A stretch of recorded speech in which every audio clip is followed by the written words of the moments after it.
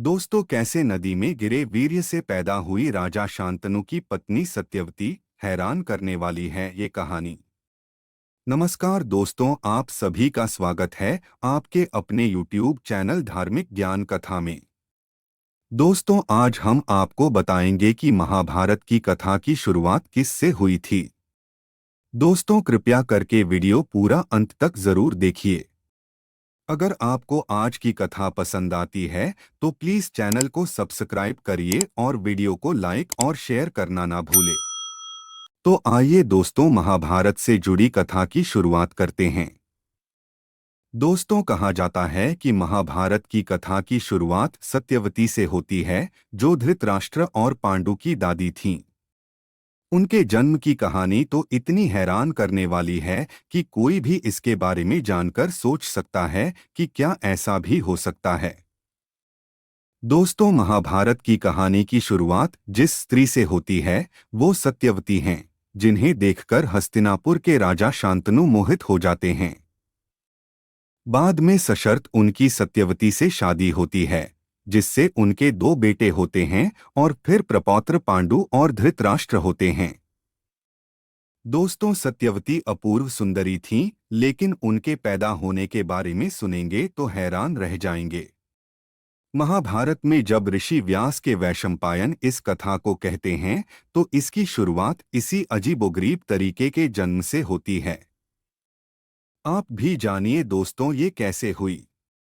उस समय चेदी नाम का एक देश होता था, जिसके पुरु वंश के राजा थे उपरिचर वसु। उपरिचर इंद्र के दोस्त थे।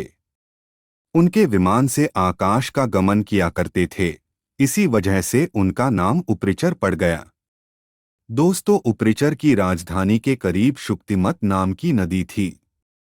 एक दिन राजा शिकार खेलने गया और अपनी रूपवती पत्नी गिरिका का स्मरण करने लगा। इससे वह कामासक्त हुआ। कथा कहती है, इससे उसका वीर्य स्खलित हो गया। उसने इसे एक बाज पक्षी को दिया और कहा कि इसे उसकी पत्नी तक पहुंचा दिया जाए। जब बाज वहां से इसे लेकर उड़ा तो रास्ते में उस पर आक्रमण हो गया। नतीजतन ये वीर्य नदी में गिर गया। उस समय नदी में एक अप्सरा रहती थी, जिसका नाम अद्रिका था। वह ब्रह्मशाप के चलते मछली में बदल गई थी और नदी में ही अपना समय काट रही थी। उसने वह वीर्य ग्रहण कर लिया, जिससे वह गर्भवती हो गई।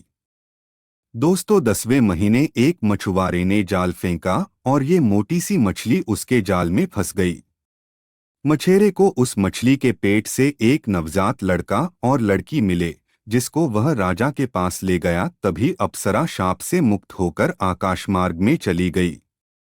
राजा उपरिचर ने मछुआरे से कहा, ये कन्या अब तुम्हारी ही रहेगी।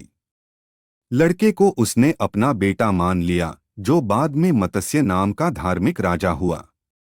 दोस्तों, अब आप सोच रहे होंगे कि इस लड़की का क्या हुआ। ये लड़की जैसे जैसे बड़ी होती गई, वैसे वैसे बहुत खूबसूरत होती गई, लेकिन क्योंकि वह मछुआरों के साथ उन्हीं की बस्ती में रहती थी, लिहाजा नाम मत्स्यगंधा पड़ा। वही सत्यवती थी।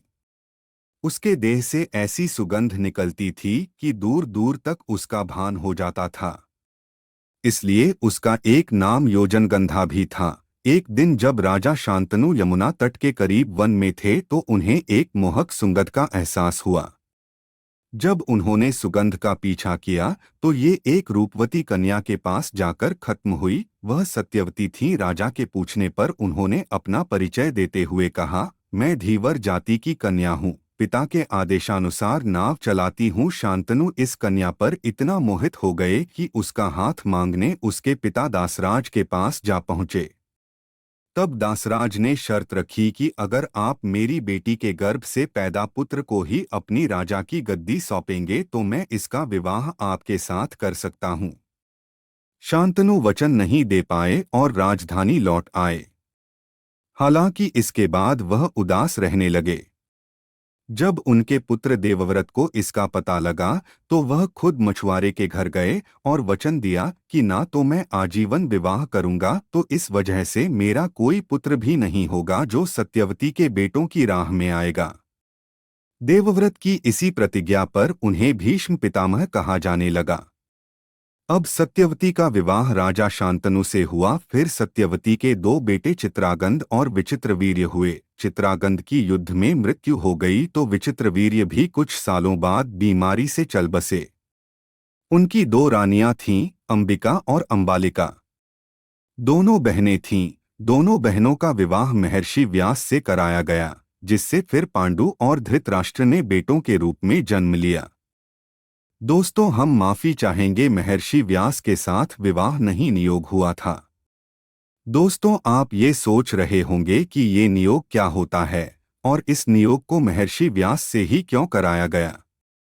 प्राचीन समय नियोग मनुस्मृति में पति द्वारा संतान उत्पन्न न होने पर या पति की अकाल मृत्यु की अवस्था में ऐसा उपाय था जिसके अनुसार स्त्री अपने देवर अथवा संगोत्री से गर्भाधान करा सकती थी। अब ये सत्यवती ने महर्षि व्यास से क्यों कराया, ये भी जानते हैं। दोस्तों, विचित्रवीर्य के बगैर किसी संतान के मृत्यु हो जाने पर सत्यवती ने जब अंबिका और अंबालिका का नियोग कराने की बात की तो उन्होंने व्यास को बुलाया। उसी समय उन्होंने भीष्म को बताया कि व्यास भी उनके बेटे हैं।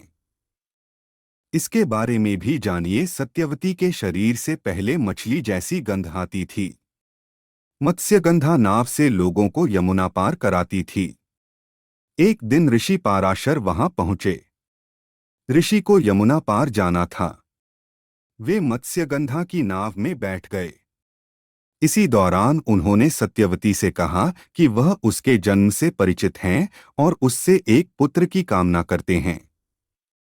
और जब सत्यवती ने स्वीकृति दी तो कुछ समय बाद सत्यवती ने पाराशर ऋषि के पुत्र को जन्म दिया। जन्म लेते ही वह बड़ा हो गया।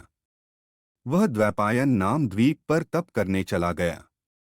द्वीप पर तप करने और इनका रंग काला होने की वजह से वे कृष्णद्वैपायन के नाम से प्रसिद्ध हुए।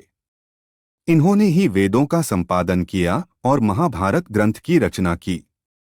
ऋषि पाराशर के वरदान से मत्स्यगंधा के शरीर से मछली की दुर्गंध खत्म हो गई। इसके बाद वह सत्यवती के नाम से प्रसिद्ध हुई। और दोस्तों, इस तरह ये वंश महाभारत की लड़ाई तक जा पहुंचा। पांडु के 5 बेटे थे जो पांडव कहलाए और धृतराष्ट्र के 100 पुत्र हुए जो कौरव कहलाए, लेकिन पांडव और कौरवों में कभी नहीं बनी। बाद में इन दोनों के बीच महाभारत का युद्ध हुआ। तो दोस्तों, अब आप समझ गए होंगे कि किस तरह सत्यवती के जन्म के साथ महाभारत की कहानी की शुरुआत होती है। दोस्तों, हम आशा करते हैं कि आज के कथा को जरूर पसंद आई होगी। हमें कमेंट करके जरूर बताइए। तो मिलते हैं दोस्तों अगली वीडियो में, तब तक के लिए धन्यवाद।